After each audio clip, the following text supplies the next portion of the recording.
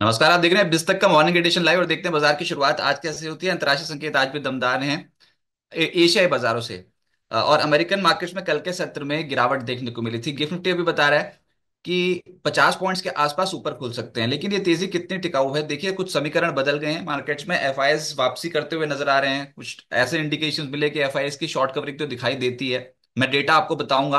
लेकिन मार्केट्स कल बहुत तेज चल गए, 325 पॉइंट्स ऊपर चला गया। निफ्टी 22,834 के लेवल की क्लोजिंग थी। निफ्टी बैंक 960 पॉइंट्स ऊपर चला गया, 49,314 के लेवल बंद हुआ और 1100 पॉइंट से ज्यादा तो सेंसेक्स उछल गया था। तो कल जोश में थे मार्केट, लेकिन ये जोश कितना टिकाऊ होगा अभी तक तो हमने यही देखा है कि बार बार जब ऊपर जाते हैं तो ऊपरी स्तरों पर हो जाती है मुनाफा वसूली। लेकिन इस बार बहुत बहुत ओवरसोल्ड जोन से और इंपॉर्टेंट क्रूशियल सेंट्रल बैंक्स के डेटा आने से पहले आप उछले हो, तो क्या बाजार में जो तेजी होगी ये टिकाऊ होगी कि नहीं। बैंक ऑफ जापान की अभी भी पॉलिसी आई है, उसमें भी ब्याज दरों में कोई भी छेड़छाड़ नहीं की गई। 0.5% पे interest rates bank of Japan ने स्थिर रखे हैं। मैं ऐसा करता हूँ, साथ में चार्ट भी लगा देता हूँ, उसके बाद जब आज के मेहमान जुड़ेंगे तो उनसे भी इंटरेक्ट करेंगे। ये है निफ्टी का चार्ट आपकी स्क्रीन पे, और पिछले कुछ दिनों से लगातार बाजार पे गिरावट देखने को मिल रही थी। लेकिन अब इन स्तरों पर आके इंस्टीट्यूशंस की खरीदारी दिखती है सिस्टम में। सबसे पहले अंतरराष्ट्रीय संकेतों से शुरुआत करते हैं। अमेरिकन मार्केट्स कल के सत्र में फिर से कांप गए, जबकि युद्ध विराम की स्थिति डेवलप हो रही है। 30 दिनों के युद्ध विराम पर सहमत हो गया है यूक्रेन। कल 1 घंटा बातचीत चली ट्रंप और पुतिन के बीच में टेलीफोन पे, और उसमें बात ये हुई कि रूस यूक्रेन एक दूसरे के ऊर्जा बुनियादी ढांचे पर हमला नहीं करेंगे। यूक्रेन के ऊर्जा संयंत्रों पर 30 दिनों के लिए हमला नहीं करेगा रूस। और उसके बाद जो परमानेंट सॉल्यूशन निकालने पे थे आने वाले समय के लिए बात होगी, लेकिन 30 दिनों तक तो युद्ध विराम की स्थिति डेवलप हो गई है, उस पर सहमत हो गया है रूस। और अमेरिकन मार्केट्स कल के सत्र में इसलिए नीचे चले गए क्योंकि टेक्नोलॉजी शेयर्स जैसे कि एनवीडिया, उसका शेयर कल 3.5% नीचे था। टेस्ला का शेयर कल 5.25% नीचे था। 2 दिनों में टेस्ला 10% साफ हो चुका है, फिर से बहुत तगड़ी बिकवाली देखने को मिल रही है। तो कल आप नैस्डैक देखोगे तो वहां पर 0.25% की गिरावट थी। डाउ जोन्स 260 पॉइंट नीचे चला गया। एनवीडिया का वैसे कल के सत्र में गिरावट देखने को मिली, तो 2 दिनों में एनवीडिया 5% नीचे जा चुका है। टेस्ला का टारगेट डाउन साइड पर रिवाइज किया हुआ आरबीसी कैपिटल ने। और सोना जो रिकॉर्ड स्तर पे था 3,038 का रिकॉर्ड स्तर जो है, वो इंटरनेशनल मार्केट पे प्रति आउंस $3,038 सोना पहुंचता हुआ नजर आया है। आज यूएस फेड की पॉलिसी आनी है, यहां पर भी कोई ब्याज दरों में छेड़छाड़ होगी नहीं वैसे। अब आ जाते हैं मुद्दे पे, वो है ये कि ये जो 7 ट्रेडिंग सत्रों की जो रेंज टूटी है इसको कैसे देखें। अब हेडलाइंस तो बन रही हैं कि बुल्स ने कैप्चर कर ली मार्केट, एकदम से निचले स्तर से खरीदारी है। भैया बहुत बहुत बहुत तोड़ा था। ऊपरी स्तरों पर आप देखो, सितंबर 2024 से धर धर करते टूटते आए थे। अब पहुंच गए थे आप 21,964 के लेवल से। कहां से टूटे थे? 26,277। 26,277 से टूटते टूटते 21,964। तो यहां पर तो फिर खरीदारी होनी थी ना। मतलब कितनी बार तोड़ोगे मार्केट को एक ही ट्रिगर के ऊपर की टैरिफ वॉर हो रही है, टैरिफ वॉर हो रही है, डोनाल्ड ट्रंप बोल रहे हैं, डोनाल्ड ट्रंप बोल रहे हैं। अब यहां पर कोई फ्रेश ट्रिगर चाहिए मार्केट को तोड़ने के लिए, और वो होगा खराब अर्निंग सीजन अगर आता है तो। सेंट्रल बैंक्स का नजरिया स्टेटस क्यू का होगा। कोई ऐसा नहीं होगा सेंट्रल बैंक जो एकदम से यहां से इंटरेस्ट रेट्स कम कर देगा, क्योंकि डोनाल्ड ट्रंप की जो पॉलिसीज है वो इन्फ्लेशनरी है। वो जो भी हरकत कर रहे हैं, जो भी टैरिफ वॉर उन्होंने छेड़ रखी है, वो महंगाई को बढ़ाने वाली दिशा में चली जाएगी। तो उसके चलते सेंट्रल बैंक थोड़ा सा कॉशियस होंगे, और इस बार भी बैंक ऑफ जापान ने कोई छेड़छाड़ करी नहीं है अपनी पॉलिसी में, बिल्कुल भी स्थिर रखी है ब्याज दरें 0.5% पे। हमारे मार्केट अब हुआ ये कि मार्च सीरीज अलग दिखती है पिछले 5 महीनों से। पिछले 5 महीने लगातार जम के बेचा है इंस्टीट्यूशंस ने, एफआईआईज ने और एचएनआईज ने। डीआईएस खरीदते चले जा रहे थे म्यूचुअल फंड में, लेकिन अभी वो भी डेटा बता रहा है कि कैश पोजीशंस म्यूचुअल फंड्स की बहुत हैवी हैं। वो इस मौके की तलाश में है कि बाजार में ऐसा मौका है जब दोबारा से खरीदारी की जा सके। अब हमने चढ़ाई शुरू करी है 21,964 से। उसके बाद 7 ट्रेडिंग सेशंस वन वे, ये चढ़ने के बाद 7 ट्रेडिंग सेशंस बिल्कुल एक रेंज में फंस गए, और ये रेंज था नीचे 22,000 और ऊपर 27,000। कल हुआ ये कि 27,000 के स्तर को भी तोड़ दिया। एफआईएस ने कल इतने समय बाद कैश मार्केट में खरीदारी कर डाली। अब जो कैश मार्केट के आंकड़े निकल के आए एफआईएस के, वो थे 694 करोड़ रुपए। डीआईएस के कैश मार्केट के खरीदारी के निकल के आए 2,534 करोड़ रुपए। एफआईएस के इंडेक्स फ्यूचर्स प्लस थे। 2 दिन से ही बोल रहे हैं कि इंडेक्स में अगर फ्यूचर्स में कवरिंग कर ली तो गजब हो जाएगा, क्योंकि हेज पोजीशंस पड़ी होती हैं एफआईएस की। तो इंडेक्स में कल उन्होंने 4,761 करोड़ रुपए की खरीदारी कर डाली। स्टॉक फ्यूचर्स में 3,302 करोड़ रुपए की खरीदारी कर डाली। खरीदारी ज्यादा दिखाई देती है सिस्टम पे। और अगर कॉलपुट के आंकड़े भी देखोगे तो वहां पर भी जो कवरिंग का डेटा है वो कॉल साइड पे ज्यादा दिखाई देता है, पुट में राइटिंग ज्यादा दिखाई देती है। मोटी मोटी बात यह है कि पुट में राइटिंग बहुत तगड़ी दिखाई देती है। इंडेक्स लॉन्ग पोजीशन एफआईएस की 20% से बढ़कर 24% हो गया। खुशी की बात है।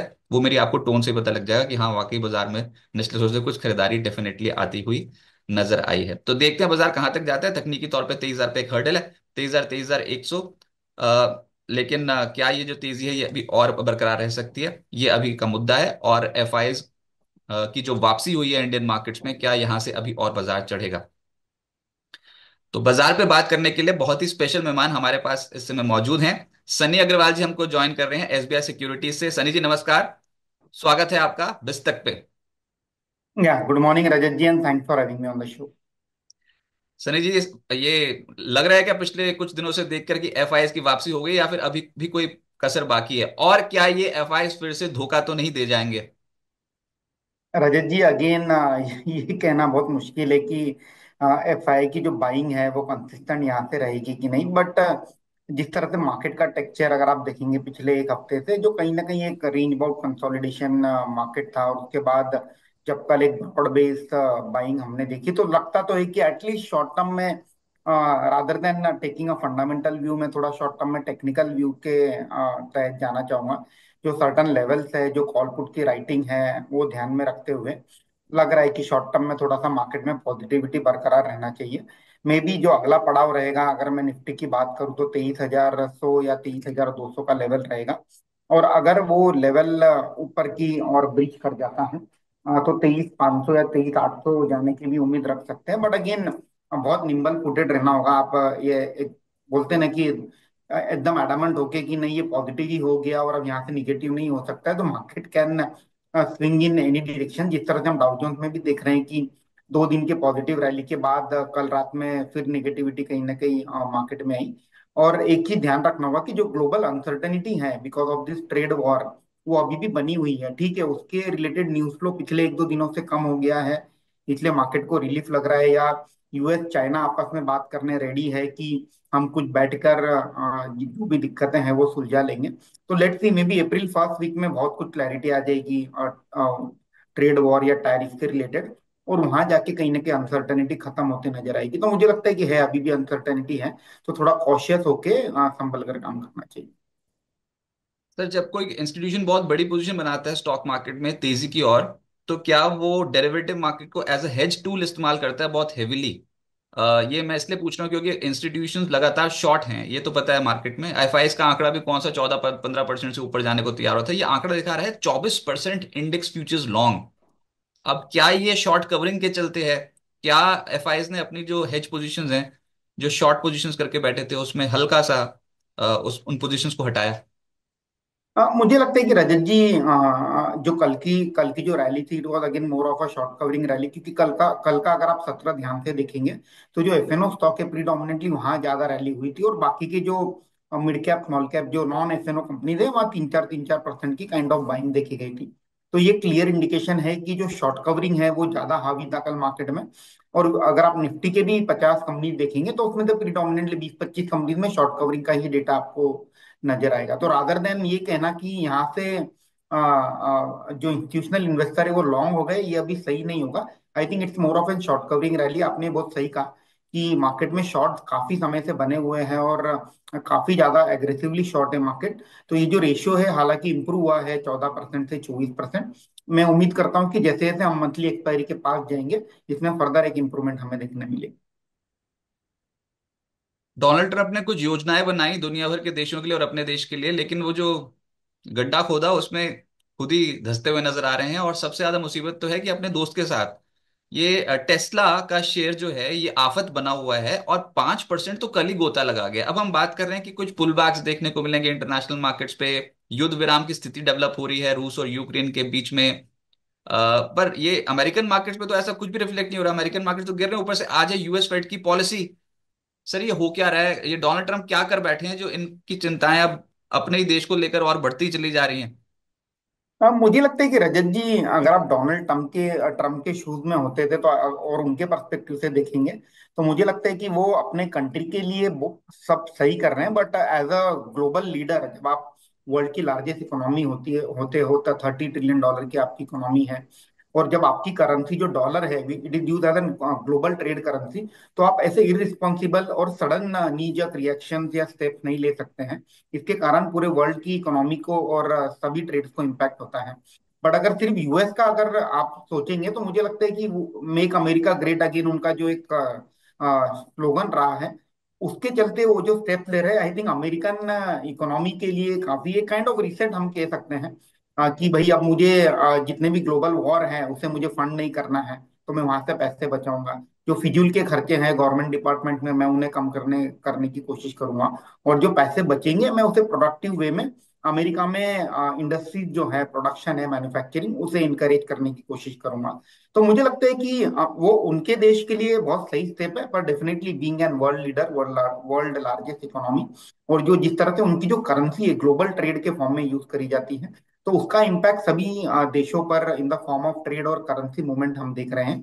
तो थोड़ा सा बिहेवियर ऑब्वियसली काफी, जो ये जो स्टेप्स है जो इन्हें अगले 12 से 18 महीने में लेनी चाहिए थी, वो मुझे लगता है कि ये काफी स्पीड से इसमें जो चेंजेस है, स्टेप्स है, डिसीजन है जो ले रहे हैं, उसके कारण कहीं ना कहीं दिक्कतें बनी हुई हैं।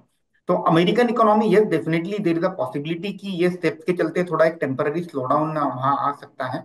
और जितने भी इंडियन बिजनेसेस है जो वहाँ की इकोनॉमी से लिंक है, टू सम एक्सटेंट डेफिनेटली अगर वहाँ स्लो डाउन आता है तो उसका इम्पैक्ट हम सभी को, इनफैक्ट इंडिया को क्या सभी देशों को, क्योंकि सभी का कारोबार यूएस से डायरेक्टली इनडायरेक्टली कहीं ना कहीं लिंक है, तो इम्पैक्ट होते नजर आएगा। सर अब खबर यहाँ पर यह है कि कल तो वो टेलीफोन पे बात कर रहे थे, बताओ 1 घंटा पुतिन के साथ बातचीत करिए। तो ये अच्छी बात है। पिछली बार तो जो बातचीत हुई थी वो तो किसी के समझ में नहीं आई थी, बड़ी बेइज्जती करके भेज दिया था जेलेंस्की की अपने घर से। लेकिन अभी जो ये कल टेलीफोन पे बात करी, शुक्र है दोनों नेता आमने सामने नहीं आए, नहीं तो फिर वो मीडिया की सुर्खियां बिटोर देते। पता नहीं टेलीफोन पे जो बात करी उसके बाद कुछ मीडिया में रिपोर्ट्स आई हैं कि वो बोल रहे हैं कि एक दूसरे के ऊर्जा बुनियादी ढांचे पर रूस और यूक्रेन हमला नहीं करेंगे, अगले 30 दिन तक युद्ध विराम की स्थिति पर सहमत हो गया है रूस। तो ये कितनी बड़ी पॉजिटिव डेवलपमेंट है। 3 साल खींच गया ना युद्ध युद्ध तो। अब मुझे लगता है कि any positive development Russia Ukraine front पर इन टर्म्स ऑफ कि आगे युद्ध नहीं होगा या एस्केलेट नहीं होगा, मुझे लगता है कि इसका सबसे बड़ा बेनिफिशियरी अल्टीमेटली यूरोप होगा। अगर आपको याद होगा जब ये युद्ध स्टार्ट हुआ था, तो सबसे बड़ा इसका इम्पैक्ट यूरोपियन इकोनॉमीज में आया था, क्योंकि यूरोप में जो गैसेस के प्राइस है, फीडस्टॉक के दाम हैं, वो काफी ज्यादा बढ़ गए थे। और जो यूरोपियन मैन्युफैक्चरिंग कंपनीज हैं, उनका जो प्रोडक्शन है, उनकी कॉस्ट ऑफ प्रोडक्शन काफी बढ़ गई थी, तो काफी हिट उनके बिजनेसेस में हमने देखा था, यूरोपियन बिजनेसेस में। तो मुझे लगता है कि अगर ये युद्ध कहीं ना कहीं स्लो डाउन होता है या थम जाता है, तो इसका क्लियर बेनिफिशियरी यूरोप निकल कर आएगा। और यूरोप से लिंक जो, अगर मैं इसे इंडियन कंपनी से लिंक करना चाहूँ, तो मुझे लगता है कि यूरोप फेसिंग जो बिजनेसेस है, that can be few beneficiary. अगर रिसेंटली अभी यूरोप ने भी, अगर आप देखा होगा कि आपने देखा होगा $1 ट्रिलियन का एक एम्यूनिशन प्रोग्राम या डिफेंस का प्रोग्राम अभी रिसेंटली अनाउंस किया था। तो बोलते हैं ना कि यूरोप भी अब फिजिकल टाइटनिंग की जगह फिजिकल लूजनिंग की ओर जा रहा है और पैसा स्पेंड करना स्टार्ट कर रहा है। तो एक तरफ यूक्रेन रशिया का वॉर का रुकना, और दूसरी तरफ यूरोपियन इकोनॉमी, यूरोपियन जो गवर्नमेंट है, वो अपनी इकोनॉमी को बूस्ट करने के लिए पैसा स्पेंड करना, specially on on arms and ammunition. मुझे लगता है कि overall Europe will can be one of the, बोलते हैं ना कि एक इमर्जिंग इकोनॉमी जो थोड़े स्पीड से ग्रो होगा, और उसके लिंक जितने भी रिलेटेड कंट्रीज हैं, जैसे इंडिया से कुछ कंपनीज हैं जिनका यूरोप में काफी बड़ा कारोबार है, वहां मुझे लगता है कि इसका बेनिफिट अगले 6 से 12 महीने में पैन आउट होते हमें दिखेगा। अच्छा, खुशी तो हो रही है स्क्रीन देखकर 2 दिनों में। लेकिन आपको क्या लग रहा है कौन से ट्रिगर्स ऐसे हैं जो भारतीय बाजारों को बहुत एकदम से अट्रैक्टिव बना रहे हैं? क्या शेयर्स बहुत ज्यादा पिट गए हैं, क्या अंडर वैल्यूड हो गए हैं इसलिए खरीदारी हुई, या फिर कोई और ट्रिगर है जो ड्राइव कर रहा है? कल एक एक आंकड़ा और आया था, वो था टैक्स कलेक्शन का आंकड़ा, जिसमें नेट टैक्स कलेक्शंस जो थे वो FY 2025 के लिए बताया गया कि 13% इजाफा हो गया है। मुझे लगता है कि रजत जी, मार्केट में इतनी ज्यादा निगेटिविटी है कि जो पॉजिटिव न्यूज है मार्केट उसे एक के बाद एक इग्नोर किए जा रहा है। तो मैं कुछ लिस्ट में आपके सामने फिर दोहरा देता हूँ। आरबीआई का रेट कट, जो कि काफी, मुझे लगता है कि 4 सालों के बाद हमने रेट कट इकोनॉमी में देखा। On the top of that, April month की जो पॉलिसी आएगी, उसमें भी कहीं ना कहीं उम्मीद है कि रेट कट आ सकता है, क्योंकि इन्फ्लेशन के जो आंकड़े कहीं ना कहीं फेवरेबल होते नजर आए हैं। दूसरा, आरबीआई का लिक्विडिटी बूस्टर जो अलग अलग फॉर्म में हमने देखा, ओएमओ, रुपी डॉलर स्वैप, और एट द सेम टाइम जो एक रिस्ट्रिक्शन लगाया था एनबीएफसी पर रिस्क वेट एसेट आरडब्ल्यूए बढ़ाकर, जहाँ लिक्विडिटी का थोड़ा सा फ्लो एमएफआई और अनसिक्योर्ड बुक में कम किया था, वहाँ लूजनिंग हुआ है। गवर्नमेंट का जो टैक्स का बूस्टर है, हालांकि वो प्ले आउट होगा अप्रैल मंथ से, वो मुझे लगता है कि काफी बड़ा मल्टीप्लायर रहेगा। On the top of that, crude oil के जो दाम है वो $70 के नीचे काफी समय के बाद अब चल रहे हैं। और जिस तरह से यूएस का स्थान से, मुझे लगता है कि जो क्रूड ऑयल के दाम है वो रेंज बाउंड ही रहेंगे, यहाँ से कोई बहुत ज्यादा बढ़ने की उम्मीद नहीं रहेगी। डॉलर इंडेक्स में हमने कूल ऑफ होते देखा है, जिसके चलते हमने देखा था कि रुपी लाइफ टाइम लो बना करके अब थोड़ा रिकवरी भी कहीं ना कहीं दे रहा है। और एट द सेम टाइम जो अर्निंग, जो सबसे बड़ा इम्पैक्ट मार्केट में आया था अर्निंग ग्रोथ का, जो था, जो हमने देखा था कि सितंबर क्वार्टर और दिसंबर क्वार्टर में कोई बहुत ज्यादा खास कॉर्पोरेट अर्निंग नहीं आई थी। हालांकि क्वार्टर फोर में भी कोई बहुत ज्यादा उम्मीद नहीं है, बट मुझे लगता है कि आने वाले साल में, that is FY 26 and FY 27 में, डेफिनेटली कुछ चुनिंदा सेक्टर या कंपनीज होगी जहां हम एक्सपेक्ट करेंगे कि double digit kind of earning growth आ जाएगा। And on the top of that, post this correction, valuation कुछ कुछ सेक्टर्स में ऑब्वियसली रिजनेबल हो चुके हैं। तो मुझे लगता है कि काफी सारे पॉजिटिव फैक्टर है जो मार्केट ने इग्नोर कर दिए थे। इनफैक्ट मार्केट ने क्या, मुझे लगता है कि जिस तरह से लिक्विडिटी ड्रिवन प्रेशर था, अगर आप पॉजिटिव भी होना चाहे तो आप, आपका स्टॉक प्राइस जो है वो ऊपर नहीं जाएगा, क्योंकि अगर आपका सेलिंग प्रेशर इतना ज्यादा है, इतना इंटेंसिटी से है, तो ऑब्वियसली स्टॉक प्राइस में नीचे की ओर ही प्रेशर रहेगा। तो मुझे लगता है कि all these factors are very positive from an Indian economic perspective. तो सिलेक्ट स्टॉक में, सिलेक्ट सेक्टर में डेफिनेटली पॉजिटिविटी बनी हुई है। अगर आप परमिशन दे तो मैं एक दो सेक्टर का जिक्र करना चाहूंगा। तो सेक्टर से पूछता हूँ, उससे पहले ये बताओ कि वाकई क्या, जैसे आप HNI क्लास इन्वेस्टर से तो बात करते रहते हैं, तो क्या वो इन लेवल्स पे खरीदारी को तैयार है, या फिर बोल रहे हैं नहीं जो पहले खरीदा वो ही नहीं बिक रहा अभी तो हमसे? इतना आसान होगा क्या माइंडसेट को चेंज करना? गिरावट वाली मार्केट पे सब भग जाते हैं मार्केट से, तो मैं HNI जो बहुत मोटा पैसा लगाते हैं मार्केट में, क्या वो इतना इजिली आ जाएंगे? आई थिंक मुझे नहीं लगता है कि एचएनआई की माइंडसेट में कोई दिक्कत है, क्योंकि जो यूजुअली आप, अगर आप देखेंगे, एचएनआई इन्वेस्टर ने मल्टीपल साइकिल्स मार्केट में देखी हैं, और उन्हें भी पता है कि जो पिछले 3-4 साल का जो रिटर्न था, वो सेम रिटर्न अगला एक साल में तो नहीं बनेगा, क्योंकि एक 4 साल का जो एक बोलते हैं ना ओवरफ्लो हमने देखा है, बहुत एक्सेस रिटर्न हमने मार्केट में बनते देखे थे। तो this year is a kind of year of consolidation, जहां आप एक मॉडरेट रिटर्न के साथ इस पे काम करेंगे तो आप दुखी नहीं रहेंगे। May be this is an, बोलते हैं ना कि एक बेस फॉर्मेशन का साल है, और जब अगले 2 साल आने वाले, आगे के 2 साल रहेंगे जो ये लो बेस पे, आपको थोड़ी अच्छी रिटर्न मिलेगी। तो आज के डेट में जो भी पैसा मार्केट में लगा रहा है, वो ये सोच के लगा रहा है कि हाँ भाई, मुझे 3 साल ये पैसे की जरूरत है नहीं, और जो मेरी एक्सपेक्टेशन है अगले 3 साल में, अगर मुझे 15 से 18% के अगर रिटर्न बन जाता है, उसमें भी उनका ये जो थॉट प्रोसेस है कि अगले 6 से 8 महीने पता है कि मार्केट में कोई बहुत ज्यादा रिटर्न बनेंगे नहीं, वोलाटिलिटी बनी रहेगी। बट ये जो वोलाटाइल एनवायरनमेंट है, ये सही समय है जहां पोर्टफोलियो में चर्न कीजिए। कुछ सेक्टर्स हैं या कुछ क्षेत्र है, जैसे माइक्रो कैप, एसएमई, जो जहाँ नैरेटिव था, कोई फंडामेंटल थे नहीं, वहां से निकल के क्वालिटी स्टॉक में शिफ्ट होना है। तो ये जो एक शिफ्ट है, हम क्लियरली हमारे यहाँ भी क्लाइंट को वही रिकमेंड कर रहे हैं कि जो आप, जो छोटी कंपनीज हैं जहाँ अब कोई स्कोप नहीं है, जो वैल्यूएशन आने के, अगर आप देखेंगे छोटी कंपनीज में 70-80-100 के पी तक भी, मतलब कोई सीमा ही नहीं थी। तो मुझे लगता है कि जो शिफ्ट है from very small cap micro cap company to the decent mid cap and large cap company, वो एक शिफ्ट क्लियरली देखेंगे। और जो सेक्टर का प्रेफरेंस है वो भी कहीं ना कहीं चेंज होते नजर आएगा। जैसे मार्केट बॉटम आउट होगा, हमें लगता है कि जो नए एक दो सेक्टर हैं जो इमर्ज हो सकते हैं, जो लीडरशिप ले सकते हैं आगे जाकर। ये तो सब पूछना चाह रहे हैं, मार्केट बॉटम आउट हो गया क्या? पता कैसे चलता है? कौन सा फॉर्मूला है जिससे पता चलता है कि मार्केट बॉटम आउट हो गया? बताओ, हमने 21,964 देख लिया, यकीन ही नहीं हो रहा। 22,834 देख रहे हैं, तब भी यकीन नहीं हो रहा। कब यकीन होगा? जब 24,000 के लेवल पे पहुंच जाएंगे कि बॉटम लग गया था।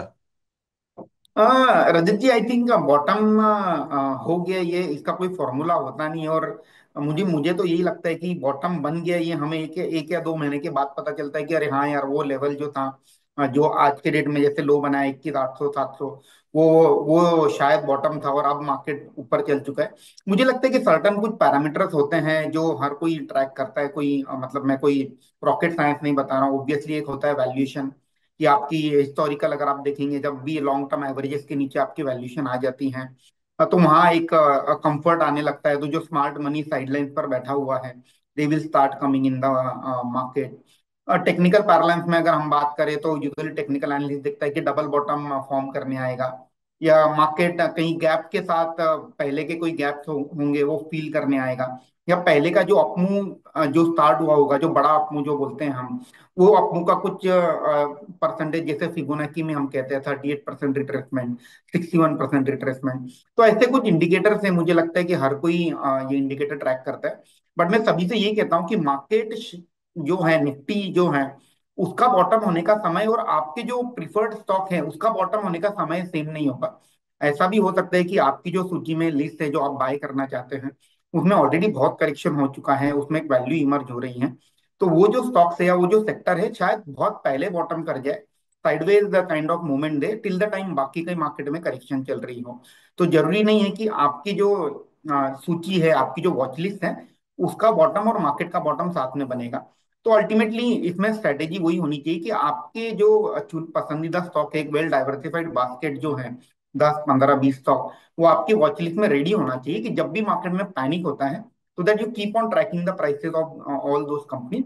और वहां एक आपको एक कंफर्ट लेवल बनाना होगा कि हाँ, ये लेवल पर आने के बाद हाँ वैल्यूएशन कंफर्टेबल हो गए और अब मुझे इसमें ग्रेजुअली पैसा डिप्लॉय करना स्टार्ट करना चाहिए। सर, सो अब बताएं सर, वो वाले जो सेक्टर्स, पहले सेक्टर्स ही बताएं कि कहाँ कॉन्फिडेंस है, कहाँ पर अर्निंग स्ट्रांग रह सकती है, और क्या ऐसा ट्रिगर पॉइंट होगा उन सेक्टर्स के लिए जो उनको आकर्षक बना सकता है। आई थिंक ऑब्वियसली आज के डेट में कोई दो राय नहीं है कि जिस तरह से आरबीआई का रेट कट का साइकिल जारी हुआ है, तो ऑब्वियसली सबसे बड़ा beneficiary non non banking financial services company NBFCs होंगे, क्योंकि उन्हें सीधे सीधे रेट कट का जो बेनिफिट है कॉस्ट ऑफ फंड लोअर होने के फॉर्म में क्लियर कट दिखाई देता है। तो मुझे लगता है कि NBFC company specially back by the asset जो सिक्योर्ड लेंडिंग हम के कहते हैं, जैसे हाउसिंग फाइनेंस कंपनी हो गई, या for that matter gold finance companies हो गई, क्योंकि गोल्ड के दाम भी काफी अच्छे लेवल पर चले गए हैं। और at the same time consumer facing businesses like Bajaj Finance और एसएमई कंपनी। तो मुझे लगता है कि NBFC as a pack is in sweet spot as of now. Second obviously banks, banks में अगर आपने देखा होगा पिछले 6 महीने में kind of relative outperformance है। मतलब अगर आपका निफ्टी 15% करेक्ट हुआ है, तो बैंक्स के जो स्टॉक है 7 8% ही करेक्ट हुए हैं। तो ये क्लियर एक रिलेटिव स्ट्रेंथ दिखाता है। तो बैंक्स में जो दिग्गज बैंक्स हैं, आईसीआईसीआई, कोटक, ये कुछ बैंक है। मिड साइज बैंक में करूर वैश्य बैंक हो गया, फेडरल हो गया, पीएसयू बैंक का काफी रिजनेबल वैल्यूएशन पर ट्रेड हो रहे हैं।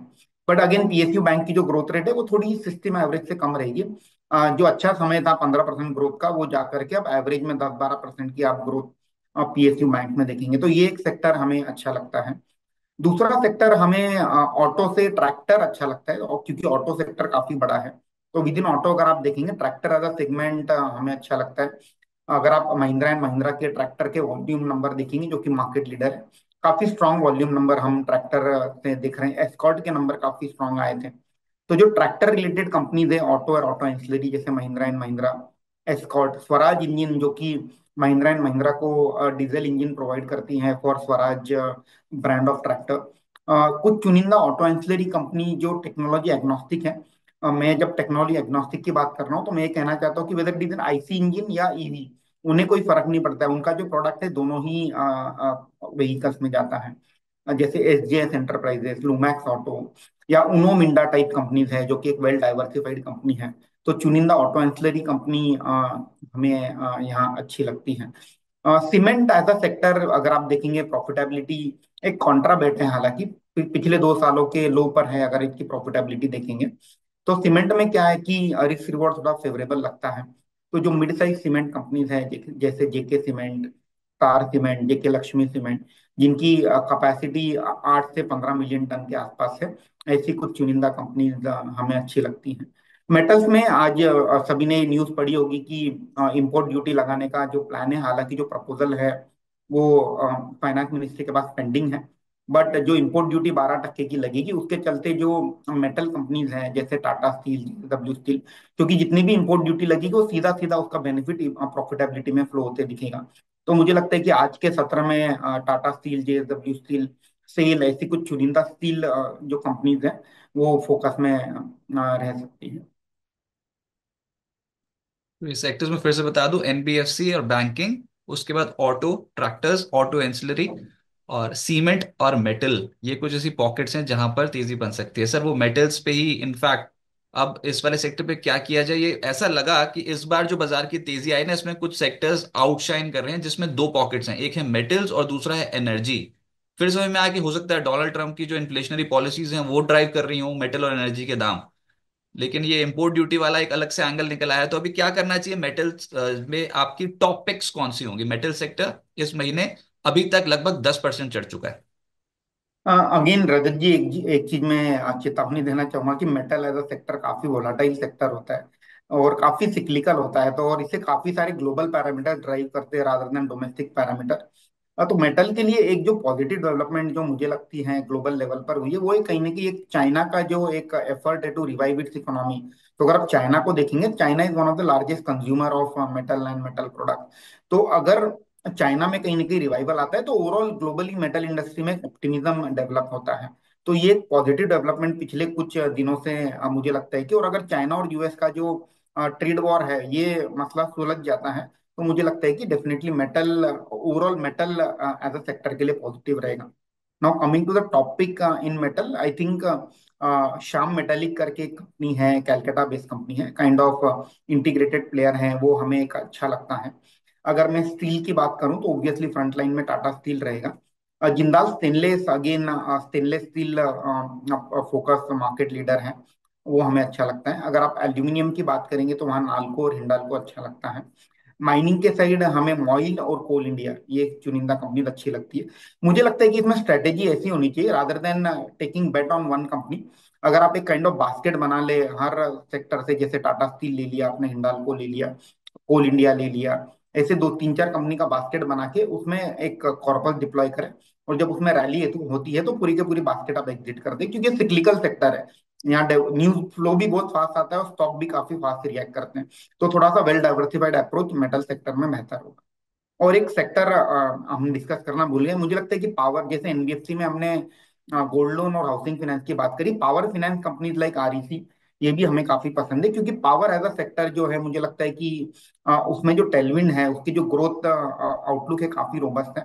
और आरईसी जो कि अब करेक्शन के बाद काफी रिजनेबल वैल्यूएशन पर ट्रेड हो रहा है, हमने हमारे क्लाइंट को भी सुझाया है ये स्टॉक। तो आरईसी को ध्यान में रखा जा सकता है अगर पावर सेक्टर में किसी को प्ले करना इरडा नहीं किया जा सकता सर? ये तो बहुत ही फेमस नाम था। मतलब नाम भी ऐसा जो सबकी जुबान पे चढ़ गया जैसे ही आईपीओ आया था। इरडा, उससे पहले तो पता ही नहीं होगा कि इरडा क्या करती है।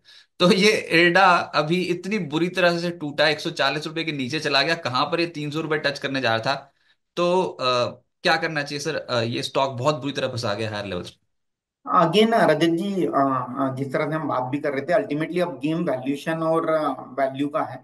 तो मुझे लगता है कि अगर आप वैल्यूएशन कंपेयर करेंगे इरडा, आईआरएफसी या फॉर दैट मैटर आरईसी, तो आपको क्लियर कट दिखेगा कि आज के डेट में वैल्यूएशन आरईसी का काफी चीप है। आरईसी की बुक साइज काफी बड़ी है, अगर आप देखेंगे 5.5 लाख करोड़ की इनकी लोन बुक साइज है। और आरईसी का जो ग्रोथ आउटलुक है वो आने वाले 5 सालों में उनका लोन बुक का जो ग्रोथ है वो डबल करने का एक्सपेक्टेशन है। तो 5 साढ़े 5 लाख करोड़ से 10 लाख करोड़ का एस्पिरेशन है। और जो एसेट क्वालिटी है अल्टीमेटली, ये जो लेंडिंग बिजनेस है इसमें एसेट क्वालिटी काफी इंपॉर्टेंट होता है। तो एसेट क्वालिटी में कंसिस्टेंट इंप्रूवमेंट है, 2200 करोड़ का राइट बैक का अनुमान है। तो अगर आप सब पैरामीटर्स को कंसिडर करेंगे तो क्लियर कट यहाँ आरईसी जो है सभी फैक्टर्स पे विनर इमर्ज होते नजर आएगा। तो मुझे लगता है कि कंपेयर टू इरडा, जो कि ज्यादा नैरेटिव और बहुत ज्यादा ऊंचे वैल्यूएशन पर स्टॉक चल रहे थे, रिलेटिवली आज के डेट में तो सेफ बेट आरईसी रहेगा। अच्छा, वैसे जो एनर्जी सेक्टर के ऊपर से बात कर रहे हैं ना, उसमें सरप्राइजिंगली जो नाम सबसे ऊपर आ रहा है इस महीने, जहां पर तगड़ी खरीदारी हुई है, वो है अदानी सॉल्यूशंस। अदानी सॉल्यूशंस और अदानी ग्रीन। अदानी सॉल्यूशंस इस महीने 22% से ज्यादा चढ़ गया है, और अदानी ग्रीन इस महीने 16% चढ़ गया है। फिर त्रिवेणी टरबाइन, जेएसडब्ल्यू एनर्जी, ये सब मिड कैप्स ही हैं। ये इस सेक्टर, ये वैसे ना एनर्जी वाला है मिड कैप्स का ही। तो ये सब पहले तो ये अदानी ग्रुप की जो एनर्जी स्टॉक्स है, एनर्जी बास्केट जो चढ़ रही है, इस पे आप क्या कहेंगे? रजत जी, अगेन हमने बार बार ये डिस्कस किया कि अदानी ग्रुप का की जो कंपनी है उन्हें वैल्यूएशन पर जस्टिफाई करना थोड़ा टफ होता है, but again with in this basket Adani green अगर आप देखेंगे तो इसमें एक बेनिफिट ये है कि इनका जो रिसेंटली जो काफी बड़े प्रोजेक्ट्स हैं जो ऑन स्ट्रीम गए हैं, और जिस तरह से इनका एस्पिरेशन है रिन्यूएबल एनर्जी में, मुझे लगता है कि आगे जाकर के ये कंपनी काफी बड़ी हो जाएगी। तो विद इन पावर सेक्टर अगर मुझे अदानी से कोई कंपनी चूज करना होगा तो ऑब्वियसली अदानी ग्रीन रहेगा, क्योंकि लगता है कि काफी अच्छा पोटेंशियल है कंपनी में आगे जाके ग्रो करने। अच्छा, वैसे आप पावर फाइनेंसिंग कंपनियों पे ज्यादा बुलिश हो या फिर ट्रेडिशनल पावर प्लेयर्स पे? जैसे मैं देख रहा हूँ तो अक्रॉस द बोर्ड ही खरीदारी दिखाई दे रही है ना अभी तो। तो पावर फाइनेंस कंपनी ऑब्वियसली है, और जो पावर जनरेशन कंपनीज है तो इसमें हमें जेएसडब्ल्यू एनर्जी थोड़ा रिलेटिवली बेटर लगता है। और उसके पीछे कारण ये है कि जेएसडब्ल्यू एनर्जी का 13 से 15% जो पोर्टफोलियो है वो ओपन एक्सेस है, मतलब उसमें जो है ना उनकी पीपीए साइन नहीं है। तो जैसे अगर समर सीजन में अगर आप देखेंगे पावर के दाम बढ़ते हैं तो उसका clear cut beneficiary JSW energy होगा, जहाँ 13 से 14% पोर्टफोलियो उन्हें ओपन एक्सेस में बेचने मिलता है। तो जहां भी पावर रेट थोड़े बढ़ते हैं तो उसका बेनिफिट जेएसडब्ल्यू एनर्जी को। और रिसेंटली जेएसडब्ल्यू एनर्जी ने एक दो एसेट भी एक्वायर करी थी जिसका बेनिफिट अगले एक दो सालों में प्ले होते दिखेगा। तो जेएसडब्ल्यू एनर्जी जहाँ ग्रोथ रिलेटिवली बेटर दिख रहा है। और ऑब्वियसली बाकी के जो ट्रेडिशनल पुराने प्लेयर है जैसे एनटीपीसी, वहां भी वैल्यूएशन काफी अट्रैक्टिव हो गए हैं। बट अगेन अगर मुझे प्रायोरिटी के साथ पिक करना होगा तो मैं पावर फाइनेंस कंपनी को पहले रखूंगा, सेकंड पावर जनरेशन कंपनीज को रखूंगा, और तीसरे लेवल पर ट्रांसफॉर्मर कंपनीज को रखूंगा। जहां अगर आपको पता ही होगा कि ये कहानी काफी, मतलब ये जो स्टोरी है काफी समय तक चली थी। ऑफलेट अभी because of this market correction लोग भूल चुके हैं। बट मुझे लगता है कि transformer as a story still intact from a long term perspective. तो इसमें जो चुनिंदा बड़े प्लेयर हैं जैसे सीजी पावर या transformer and rectifier India limited, ये ऐसी कुछ चुनिंदा कंपनीज को रडार पर रखा जा सकता अच्छा, और उसके बाद आपने बताया सबसे फेवरेट एनबीएफसीज और बैंक्स। अगर है। आप थोड़ा निवेशकों के लिए बता पाएं कि कौन से स्टॉक्स को आप बहुत क्लोजली, सिर्फ स्टॉक स्पेसिफिक, बहुत क्लोजली ट्रैक कर रहे हो। अगर हम एनबीएफसी की बात करें तो अगर मैं कंज्यूमर फाइनेंस की बात करूं तो ऑब्वियसली उसमें Bajaj finance is the largest player. और जिस तरह से उन्होंने अपना एक ग्रोथ का विजन भी रखा हुआ है अगले 3 से 5 सालों में 22 से 25% की एयूएम ग्रोथ वो ड्राइव करेंगे। तो बजाज फाइनेंस, हालांकि स्टॉक चला भी है पिछले कुछ दिनों में, बाय ऑन डिप की रणनीति बजाज फाइनेंस में मुझे लगता है कि बनानी चाहिए। अगर आप गोल्ड लोन की बात करेंगे तो ऑब्वियसली मुथूट फाइनेंस जो कि एक मार्केट लीडर है उस पे फोकस किया जा सकता है। हाउसिंग फाइनेंस में हमें PNB housing as a company काफी अच्छी लगती है। इनफैक्ट बजाज हाउसिंग भी काफी स्ट्रांग प्लेयर है, हालांकि वैल्यूएशन रिलेटिवली एक्सपेंसिव है, बट जिस तरह से ग्रोथ है आगे आने वाले कुछ समय में मुझे लगता है कि बजाज हाउसिंग में भी जो वैल्यूएशन है सस्टेन कर जाएंगे। पावर फाइनेंस में आरईसी को मैं चूज करना चाहूंगा। और अगर आप व्हीकल फाइनेंस की बात करेंगे तो इसमें दो बड़े दिग्गज प्लेयर है, श्रीराम और चोलामंडलम। मैं तो सब कुछ ही पूछते चले जा रहा हूँ। बैंक्स में क्या पसंद है सर? बैंक्स में अभी तो जो तेजी बनी वो आईसीआईसीआई बैंक और एचडीएफसी बैंक के बलबूते बनी है। इसमें एक एक्सीडेंट भी हुआ था, दैट इज इंडसइंड बैंक। अभी अभी करें क्या निवेशक? कौन सा स्टॉक्स आपको बहुत बहुत क्लोजली आप ट्रैक कर रहे हो? एसबीआई मेरे को पता है, मैं पहले डिस्क्लेमर दे दूं कि एसबीआई तो आप बोलोगे नहीं। नहीं, ऑब्वियसली रजत जी, अगर मुझे प्राइवेट एक rather than keeping discussion very extensive, मैं एक एक स्टॉक चूज करना चाहूंगा। प्राइवेट सेक्टर में अगर मुझे आज के डेट में एक ही स्टॉक चूज करना है तो ऑब्वियसली मैं आईसीआईसीआई बैंक को चूज करना चाहूंगा, जहां 13 से 15% की ग्रोथ हम एक्सपेक्ट कर रहे हैं। क्रेडिट में one of the best in class asset quality है। तो आईसीआईसीआई बैंक रहेगा। सेकंड लेवल पे कोटक रहेगा। कोटक में भी काफी सारे चेंजेस हुए हैं, और एक लंबे समय के अंडर परफॉर्मेंस के बाद अब हमें लगता है कि थोड़ा यहाँ 5-10% का अपमूव हम कोटक बैंक में एक्सपेक्ट कर सकते हैं। ऑटो में जिस तरह से हमने कहा कि tractor as a segment is looking good, तो उसमें market leader Mahindra and Mahindra है। और फॉर्चुनेटली उनका जो एसयूवी पोर्टफोलियो है अभी भी काफी अच्छा परफॉर्म कर रहा है। तो महिंद्रा एंड महिंद्रा को ऑटो से मैं चूज करना चाहूंगा। ऑटो एंड्स की अगर आप बात करेंगे तो यूनो मिंडा जो कि काफी वेल डाइवर्सिफाइड बड़ी कंपनी है, तो उनो मिंडा को हम चूज करना चाहेंगे। डिफेंस की अगर आप बात करेंगे तो BEL Bharat electronic, again a very large company, जहां हमें लगता है कि फेयर वैल्यू कंपनी की 350 के आसपास की है। पावर में हमने जिस तरह से बात किया, आरईसी पावर फाइनेंस साइड में, JSW energy power generation side में। सीमेंट में अगर मुझे चूज करना होगा तो अगर लार्ज कैप सीमेंट में अगर देखूंगा तो मैं अल्ट्राटेक को चूज करना चाहूंगा। और अगर मिड साइज प्लेयर में अगर मैं लेता हूं तो जेके सीमेंट को मैं चूज करना चाहूंगा। और मेटल्स में ऑलरेडी हमने डिस्कशन किया है, श्याम मेटालिक और हिंडाल्को अच्छा लगता है हमें मेटल्स में।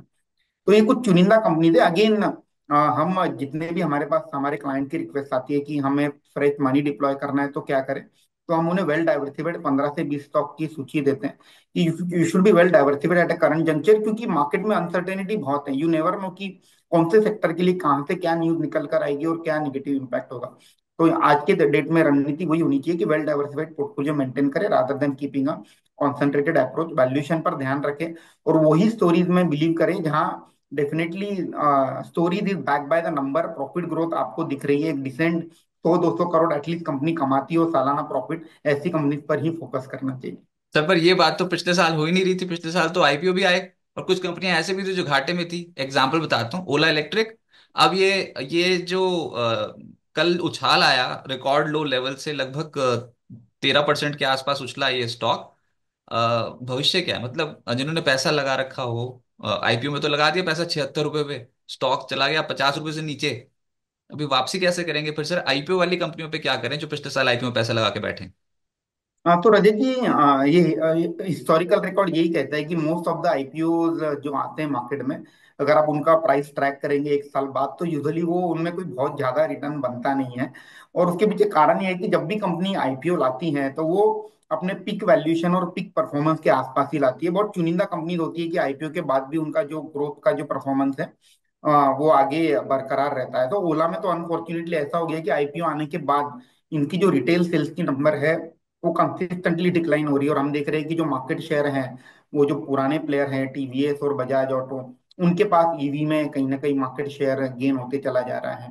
तो obviously auto as a sector is a very easy sector to track, जहाँ मंथली डेटा आपको कंपनी भी देती है, वाहन पोर्टल में भी मिलता है। तो मुझे लगता है कि एज एन इन्फॉर्म इन्वेस्टर ये हमारी ड्यूटी भी है कि पैसा लगाने के पहले एक बार देख ले कि कंपनी ढंग से परफॉर्म कर भी रही है कि नहीं कर रही, क्योंकि अल्टीमेटली मार्केट प्रॉफिट को ही रिवॉर्ड करेगा, राइट? प्रॉफिटेबल कंपनी को ही रिवॉर्ड करेगा। तो मुझे लगता है कि अल्टीमेटली ओला के केस में वही हुआ कि आईपीओ के वक्त उनका जो मार्केट शेयर था पीक पे था, और उसके बाद मंथ ऑन मंथ अगर आप देखेंगे कंसिस्टेंटली उनकी रिटेल सेल्स की जो वॉल्यूम है घटती जा रही है। और उसी के चलते मुझे लगता है कि इन्वेस्टर्स ने ओला के शेयर को बेचकर अपना पैसा बाहर निकाल लिया। तो जब भी हम ऑटो की बात कर रहे हैं तो आप ट्रैक्टर्स ये सब बातें कर रहे हैं। और बहुत सारे नाम भी आपने एक एक करके ले लिए ऑटो ऑटो स्पेस में। एक नाम आपसे मिस हो रहा है या फिर पता नहीं आप लेना नहीं चाहते, टाटा मोटर्स पे क्या करें? अच्छा, माना कि टेस्ला, अरे टेस्ला का शेयर तो ज्यादा टूट रहा है टाटा मोटर्स से, टेस्ला इंडिया में आ रही है तो टाटा मोटर्स तो फिर भी चलना शुरू हो गया। ब्रोकिंग हाउसेस की रिपोर्ट भी थोड़ी बहुत पॉजिटिव आ गई थी। करना क्या चाहिए स्टॉक पे? अगेन टाटा मोटर्स पर रजत जी, मैं ये कहना चाहूंगा कि करंट मार्केट प्राइस से निगेटिविटी, निगेटिव मतलब रिस्क रिस्क काफी कम है, क्योंकि जो निगेटिव न्यूज थे वो ऑलरेडी प्राइस में डिस्काउंटेड है। बट स्टॉक को चलने के लिए ऑब्वियसली ग्रोथ दिखाना होगा। और जो टाटा मोटर्स में हमें सबको पता है कि जो बड़ा कंट्रीब्यूटर है प्रॉफिट का वो जेएलआर है। और JLR is a global brand, right? तो you got presence in US, आपका 20-22% सेल्स यूएस से आता है, 20-22% यूरोप से आता है, 20-22% चाइना से आता है, और remaining rest of the world जिसमें इंडिया भी शामिल है। और ऑटो स्पेस में क्या हुआ है ना, जो चाइनीज प्लेयर है, it is not only about Tesla, it is all about China also. BYD जैसी जो कंपनी है, इन्होंने अच्छे अच्छे जो पुराने दिग्गज यूरोपियन मैन्युफैक्चरर हैं उन्हें भी कहीं ना कहीं सोचने पे मजबूर कर दिया है कि एक low cost, very high tech, high feature जो कार है वो कैसे बनाते हैं और वो कैसे सेल करते हैं।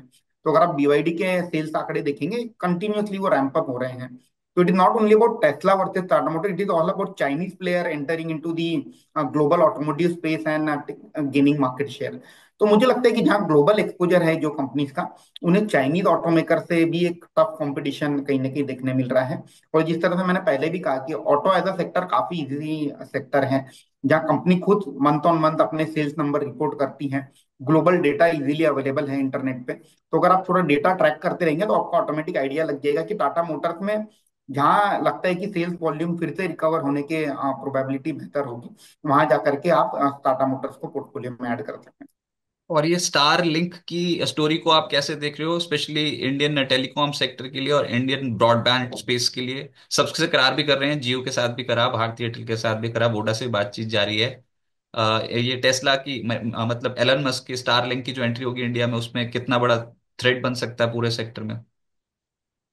नहीं, मुझे लगता है कि थ्रेट का तो सवाल ही नहीं उठता है जब जो इंडिया की जो दोनों तीनों दिग्गज कंपनीज हैं, जब आपने उन्हीं के साथ हाथ मिला लिया है तो ऑब्वियसली आप मिलकर ही काम करोगे। बट जिस तरह से मुझे समझ है कि ये जो टेक्नोलॉजी है इसका यूज बेसिकली जो अन कवर्ड एरिया है, जहाँ आज के डेट में टेलीकॉम टावर नहीं है, वैसे एरियाज को कवर करने की कोशिश की जाएगी, क्योंकि इट्स कम्युनिकेशन थ्रू सैटेलाइट। तो उसका एडवांटेज ही ये होता है कि आपको टावर लगाने की जरूरत नहीं है, आप सैटेलाइट के थ्रू आप जो अनकवर्ड एरिया है वहां आप इंटरनेट पहुंचाओगे। तो मुझे लगता है कि जो इंटीरियर्स हैं इंडिया में, जो अनकवर्ड एरियाज हैं, वहाँ कहीं ना कहीं ये सर्विस है, इसका यूज हो सकता है। But again India is a very price sensitive market, तो अगर आप इनके ग्लोबल प्राइसिंग प्लान देखेंगे तो वो प्लान तो इंडिया में आ नहीं सकते, क्योंकि इंडिया में एवरेज आरपू अगर आप देखेंगे भारती की 300 रुपए है, 250 300 के आसपास होती है। तो अल्टीमेटली प्लान जो है वो भी अकॉर्डिंगली आपको लॉन्च करना होगा। तो लेट्स सी कैसे होता है। मुझे लगता है कि अल्टीमेटली टेलीकॉम की जो पेनिट्रेशन है, density because of this Starlink, वो बढ़ेगी। और मुझे नहीं लगता कि ये कॉम्पीट कर रहे हैं, अल्टीमेटली साथ में मिलकर काम कर रहे हैं टेलीकॉम कंपनी। तो एक डोमेस्टिक कंपनीज को भी एक नया सब्सक्राइबर मिलेगा अगर आप अनकवर्ड एरिया में जाते हैं। और एक बार आप सब्सक्राइबर आपके इकोसिस्टम में आ गया, देन काफी अपॉर्चुनिटी होती है, आप वैल्यू एडेड सर्विस प्रोवाइड कर सकते हो, क्रॉस सेल कर सकते हो। तो अल्टीमेटली मुझे लगता है कि कोई बहुत बड़ा थ्रेट नहीं है एग्जिस्टिंग टेलीकॉम कंपनीज के लिए। सर सर ये एक ना बहुत ही फेमस सेक्टर हो गया था बाजार की तेजी में, that is stock market intermediary, stock market infrastructure से जुड़ी कंपनी है, बीएससी, सीडीएसएल, कैम्स, एमसीएक्स, ये सब जो कंपनियां थी। अभी इनका क्या आउटलुक है? बाजार की इस गिरावट में ये भी तो बहुत करेक्ट हो चुके हैं, तो क्या इन पे दोबारा से बेट लगाने का मौका आ गया है? अगेन आपने बहुत सही कहा कि कैपिटल मार्केट की जो स्टोरीज हैं वो ऑब्वियसली कैपिटल मार्केट रिलेटेड जो वॉल्यूम से और सेंटिमेंट है उससे लिंक रहेंगे। तो हमने देखा है कि पिछले 6 महीने में सेंटिमेंट काफी खराब हुए, वॉल्यूम भी ड्रॉप हुए हैं। अगर आप एफएनओ के वॉल्यूम देखेंगे तो आई थिंक जो पीक वॉल्यूम था वो कहीं ना कहीं जून या सितंबर में, जून में हमने कैश में वॉल्यूम देखे थे, पिक आउट हुए थे। और सितंबर में एफएनओ के वॉल्यूम पिक आउट, और उसके बाद कंटिन्यूस एक डाउन ट्रेंड चल रहा है। और कहीं ना कहीं सेबी के जो रेगुलेशन है वो भी काफी टाइटन किए गए हैं एफएनओ साइड में, तो उसके चलते भी वॉल्यूम में काफी करेक्शन हुआ, स्पेशली वीकली एक्सपायरी को लेकर। तो कैपिटल मार्केट रिलेटेड जो इंटरमीडियरीज है, ऑब्वियसली ये सब सेंटीमेंट और वॉल्यूम अकाउंट एडिशन इनके बेसिस पे इनका रेवेन्यू मॉडल ड्राइव होता है। तो मुझे लगता है कि इनमें रिलेटिवली जो सेफर सेक्टर है वो है एसेट मैनेजमेंट कंपनी, जहां mutual fund as an industry मुझे लगता है कि अभी भी जो सालाना 12 से 15% का जो ग्रोथ रेट है वो कंटिन्यूअसली दिखा सकती हैं। तो asset management companies like Nippon, HDFC, AMC, और जो डिपॉजिट उनके जो ट्रांजेक्शन प्रोसेसिंग ऑर्गेनाइजेशन है जैसे कैम्स हो गया, के फिनटेक, ये रिलेटिवली बेटर प्लेस लगते हैं compare to the stock broking related businesses, whether it is brokers और whether it is exchanges. Within exchanges मुझे लगता है कि रिलेटिवली एमसीएक्स थोड़ा इम्यून है, क्योंकि एमसीएक्स का स्टॉक मार्केट से कोई लिंक नहीं होता है। तो वहां अगर आप देखेंगे, वहां भी जिस तरह से बीएससी में स्टोरी प्ले आउट हुई थी कि ऑप्शंस में continuously month on month volume growth हम देख रहे हैं। तो ये कुछ चुनिंदा कंपनीज हैं। और रही BSc and other stock broking companies like angel, Motilal and so on and so fourth, इनमें मुझे लगता है कि जब मार्केट में सेंटिमेंट रिवाइव होना स्टार्ट होगा, स्टेबिलिटी आएगी, वॉल्यूम बढ़ना स्टार्ट होंगे, उस वक्त आप वो शेयर को कंसिडर कर सकते बहुत ही विस्तार से आपने समझाया सर कि स्टॉक मार्केट पे अभी क्या करना चाहिए, और इस जो तनाव से मार्केट धीरे धीरे करके उभरने की कोशिश कर रहा है, इसमें कौन से सेक्टर्स, कौन से स्टॉक्स पे नजर रखनी चाहिए। लेकिन सर कॉन्फिडेंस, अगर वो भी कोई कैप्सूल, कोई गोली है तो वो प्लीज बता दीजिए, नहीं तो यूएसएफडीए से अप्रूवल ले लीजिए, वो कुछ ऐसी सी गोली खिला दीजिए निवेशकों को जो फिर से हिम्मत आ जाए स्टॉक मार्केट पे आने की। देखिए ये रैली मिस हो गई है, फिर से 1000 पॉइंट्स चढ़ गया देखते देखते, लेकिन हिम्मत किसी की नहीं हुई है। तो आपका रिटेल इन्वेस्टर्स के लिए क्या मैसेज होगा, स्पेशली उनके लिए जो नए नए आए हैं स्टॉक मार्केट में पिछले साल? हैं। अगेन रजत जी, मेरा एक ही मैसेज होगा कि स्टॉक मार्केट को आप शॉर्ट टर्म पर्सपेक्टिव से, डेली अर्न करने के पर्सपेक्टिव से अप्रोच मत कीजिए। मुझे लगता है कि मार्केट में वेल्थ डेफिनेटली उसी का बनता है जो मार्केट में लंबे समय तक टिकता है। तो अगर आप ये सोचेंगे कि मैं ये जो वोलेटिलिटी है इसमें बहुत बड़ी बड़ी पोजीशन लेकर के बहुत कम समय में पैसा बना लूंगा, तो आई थिंक वो रणनीति most of the time fail हो जाती है। आई थिंक मार्केट में आपको ये स्ट्रेटेजी रखनी कि लंबे समय तक आपको मार्केट में टिकना कहता है। Ultimately it's the game of survival. आप जब तक मार्केट में सर्वाइव नहीं करोगे तब तक आप लंबी पारी नहीं खेल पाओगे। तो आपको अल्टीमेटली जो मिस्टेक्स है वो अवॉइड करना है, रादर देन आप ऑटोमेटिकली आपकी मिस्टेक जब इलिमिनेट करोगे तो ऑब्वियसली जो सही रास्ता है वो आपको ऑटोमेटिक मिलते जाएगा। तो मिस्टेक्स इलिमिनेट करना है, बहुत ज्यादा लिवरेज ट्रेड नहीं करना है। अगर आप फ्यूचर एंड ऑप्शन करते हैं तो उसमें स्टॉप लॉस स्ट्रिक्टली अडियर करना है, क्योंकि उसमें जब तक आप आपका स्टॉप लॉस ट्रिगर नहीं करेंगे तब तक आप नेक्स्ट पोजीशन, प्रॉफिटेबल पोजीशन में आप मूव नहीं कर पाएंगे। और तीसरा, कैश पोर्टफोलियो में क्वालिटी कंपनीज लेना है। वो जो पिछले 3-4 साल का समय था, एक्सेस लिक्विडिटी, एक्सेस यूफोरिया, मुझे लगता है कि अब काफी सारी छोटी कंपनीज हैं, माइक्रो कैप, स्मॉल कैप, जहाँ 50-60% से स्टॉक प्राइस टूट चुके हैं। वहां एक लोगों को होप होती है कि अरे नहीं, फिर से ये दाम आ जाएगा। मुझे नहीं लगता है कि वो जो लिक्विडिटी और यूफोरिया और नैरेटिव ड्रिवन जो स्टोरीज थी, उनमें कोई फिर से वो भाव आएंगे। तो अल्टीमेटली आपको आपका जो पोर्टफोलियो है वो क्वालिटी कंपनीज की ओर चर्न करना होगा। तो ultimately this the game of survival, and थोड़ा सा लॉन्ग टर्म मार्केट में हॉराइजन रखेंगे तो मुझे नहीं लगता है कि मार्केट से कोई पैसा लूज करके जाता है। हॉराइजन लंबा रखिए, सर्वाइवल की जो टैक्टिक है, मिस्टेक्स एलिमिनेट करना है। सनी जी बहुत शुक्रिया अपनी बात बिस्तक पे रखने के लिए, स्टॉक मार्केट बताने के लिए कि क्या करना है जी। बहुत बहुत शुक्रिया सर। थैंक यू रजत जी। तो सनी अग्रवाल जी हमारे साथ जुड़े थे एसबीआई सिक्योरिटी से, उन्होंने बताया अपने व्यू स्टॉक मार्केट पे। और मार्केट की शुरुआत आज फिर से पॉजिटिव ही हुई है, और ये इसलिए भी क्योंकि हम बहुत समय से चर्चा भी कर रहे हैं अभी इस शो में कि स्टॉक मार्केट पे एफआईएस की जो फुटप्रिंट्स हैं वो ये बता रहे हैं कि धीरे धीरे करके उन्होंने अपनी पोजीशंस जो बेच कर बैठे थे वो थोड़ी पोजीशंस हटाई हैं अपनी, यानी कि शॉर्ट कवरिंग का सहारा मार्केट को ड्राइव कर रहा है। 45 पॉइंट्स ऊपर आ गए हैं। अब आप 22,880 को दस्तक दे रहे हो, बताओ 22,880 को, यानी कि निश्चित रूप से लगभग 900 पॉइंट्स तो आप ऊपर आ गए इस महीने। मैं चार्ट्स भी लगा देता हूँ स्क्रीन पे और एक एक करके देख लेते हैं कौन से सेक्टर्स पे आज के सत्र में तेजी बन रही है, कौन से स्टॉक्स में तेजी बन रही है। जहां पर आप खुले थे आप वहीं पर ही हो, आप 22,874 पे ओपन करा, 22,880 पे ही हो अभी। लेकिन ये तो देखो कि ऐसी मार्केट आपने कब देखी, बहुत समय बाद दिखाई दे रही है जिसमें आप हाई लेवल, पिछले दिन के हाई लेवल के ऊपर हो। आप कहीं पर भी देख लो, ये जो इनडिसीजन वाली मार्केट है इसमें भी देखो तो आपको पिछले दिन के हाई के लेवल के ऊपर बहुत बहुत कम दिखाई देंगे कैंडल्स, मात्र दो, सात में से। लेकिन यहां पर पिछले दो ट्रेडिंग सेशन से आप पिछले दिन के हाई के लेवल को बीट करने की कोशिश करो। ऐसा तो नहीं ना कि पिछले दिन के लो के लेवल के नीचे जाके घुस गए, या फिर पिछले दिन जितनी भी आपने ट्रेडिंग करी थी उसी ट्रेडिंग रेंज पे आके घुस गए, नहीं, आप बाहर ऊपर जाने की कोशिश कर रहे हो, दिस इज पॉजिटिव। ये किसी की कतई किसी भी लिहाज से नेगेटिव नहीं है, अनलेस एंड अनटिल ये आज की कैंडल आखिरी और उसके बाद से फिर से गोता लग जाए, जो एक बहुत ही कोई कुछ ऐसी खबर आ जाए यूएस एफडीए और यूएस फेड की ओर से कि यूएस फेड ने कुछ ऐसा बोल दिया जेरोम पॉवेल ने जो बाजार को पसंद नहीं आया। लेकिन till that point you are up. और जो मैं बोल रहा हूँ हायर हाइस की फॉर्मेशन में आप जा रहे हो, वो आप इस पूरे ट्रेंड को देखोगे यहां से यहां तक में तो बैंड बच गई थी। मतलब आप पिछले दिन के हाई के लेवल को अटेम्प्ट ही नहीं कर पा रहे थे ढंग से, प्रॉपरली, दिन पर दिन।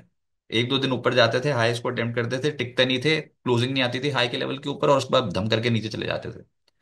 अब यहाँ पर ये जो पूरा पैटर्न बना है इसका टारगेट इधर तक का ही है। लेकिन ये देखते हैं कि 23,000 के लेवल कितनी हिम्मत है बुल्स के पास कि वो 23,000 के लेवल को ब्रीच कर पाए, या फिर 22,900 के लेवल के ऊपर टिक पाए। आज थोड़ा ठहराव रहेगा मार्केट में। आज ऐसा नहीं जैसे कल बम पटाखे फटे थे, आज वैसा नहीं हो सकता, क्योंकि एक तो बैंक ऑफ जापान की पॉलिसी निपट गई, 0.5% पे इंटरेस्ट रेट स्थिर रखे, हमारी मार्केट पे कोई रिएक्शन आया नहीं। लेकिन जो मेजरली है वो तो आज रात को ही होएगा ना, अमेरिका में तांडव मचेगा। उनके मार्केट वैसे ही नहीं संभल पा रहे हैं, हमारे मार्केट तो फिर भी रिकवर करना शुरू कर दिया, अमेरिकन मार्केट की हालत बहुत टाइट है। तो वहां पर आज रात को यूएस फेड की पॉलिसी आनी है, ब्याज दरों में तो छेड़छाड़ वहां पर भी नहीं होनी, लेकिन देखते हैं उस मार्केट में वो कैसे बिहेव करते हैं। और देखो कल उनके मार्केट गिरे थे, हमारे मार्केट गिरे, हमारे मार्केट तो नहीं गिरे। आंकड़े ये बताते हैं कि एफआईएस की शॉर्ट कवरिंग है डेरिवेटिव मार्केट में, फ्यूचर्स में स्पेशली, और पुटें बहुत बेच रखी हैं। तो ये अब जिस लेवल को आप तोड़ के ऊपर निकले थे, 22,500, 22,600, 22,700, 22,600, 22,700 ही इंपॉर्टेंट सपोर्ट बनेगा। वहीं पर ही आप देखोगे कि जो ऑप्शन में जो चेन होती है उसकी डेरिवेटिव डेटा शिफ्ट हो गए ऊपर से। 22,000 पे बना हुआ था, 22,200 पे बना हुआ था ना जो मैक्स लेवल्स, वो अब खिसक खिसक के नीचे आ जाएंगे ऑप्शन राइटिंग, और 22,500, 22,600, 22,700 इस वाली जोन पे आपको पुट राइटिंग ज्यादा दिखाई देने लग जाएगी। नेक्स्ट सीरीज, मतलब जो कल जो डेटा बनेगा उसके आधार पर बता रहा हूँ, उसके नेक्स्ट सीरीज से। तो बुल्स पकड़ मजबूत करके गए हुए हैं अभी तक। अब आ जाते हैं काउंटर स्पेसिफिक, आज कौन सपोर्ट कर रहा है मार्केट को। तो लग तो रहा है आज मेटल्स ऊपर ही, हाँ, तो टाटा स्टील जिसमें 1.5% का उछाल देखने को मिल रहा है, तो एक तो ये स्टॉक ऊपर है। और उसके बाद मैं फिर कहूँ कि एक बड़ी तेजी के बाद ना एक ठहराव आता है मार्केट पे, तो आज ठहराव का ही दिन है। सरेंडर नहीं होंगे ज्यादा, लेकिन ठहराव रहेगा मार्केट में। एक एक्सपेंशन के बाद थोड़ा सा कॉन्ट्रैक्शन जरूरी होता है।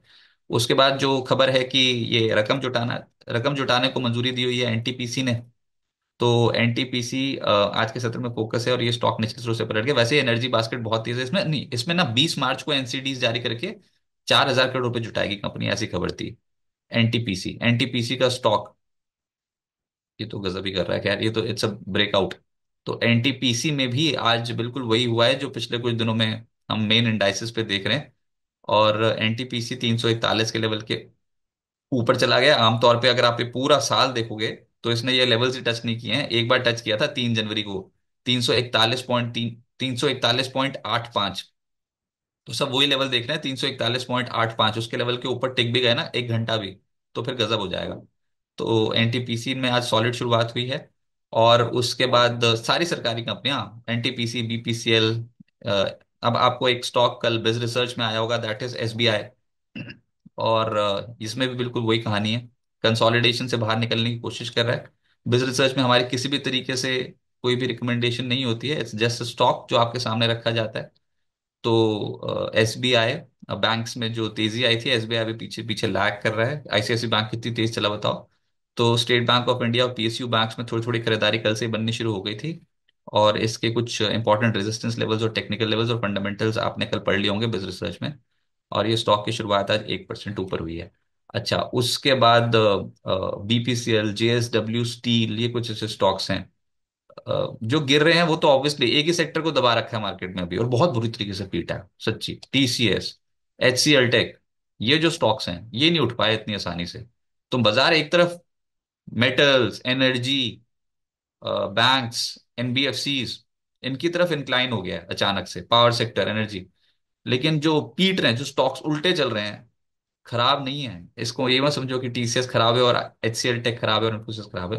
अभी का मूड माहौल के हिसाब से फॉर शॉर्ट टर्म यस खराब है, अभी फॉर शॉर्ट टर्म। लेकिन लॉन्ग टर्म के लिए फिर एक्यूमुलेशन करने हैं तो बहुत इंपॉर्टेंट जोन्स के आसपास से फिर से शुरू कर सकते हैं। लेकिन फॉर शॉर्ट टर्म ये सब नीचे जाने हैं। ऊपर के अगर 5 स्टॉक्स निफ्टी के देखोगे लाल निशान में, TCS, HCL tech, Infosys, Wipro, tech Mahindra, सबसे ज्यादा टूटते हुए स्टॉक्स आज के सत्र में। तो आईटी पे नहीं है बुलिश अभी। और रेस्ट ऑफ द स्पेस में मेटल, बैंक्स, एनर्जी बास्केट, ये कुछ ऐसी बास्केट है जहां पर खरीदारी ज्यादा देखने को मिलती है। एनबीएफसी भी एक और पॉकेट है जहां पर खरीदारी होती हुई नजर आ रही है। अब आ जाते हैं थोड़े से डेरिवेटिव मार्केट पे, जहां पर सबसे ज्यादा आज के सत्र में तेजी देखने को मिल रही है। तो उसमें एक स्टॉक है वोडा आइडिया।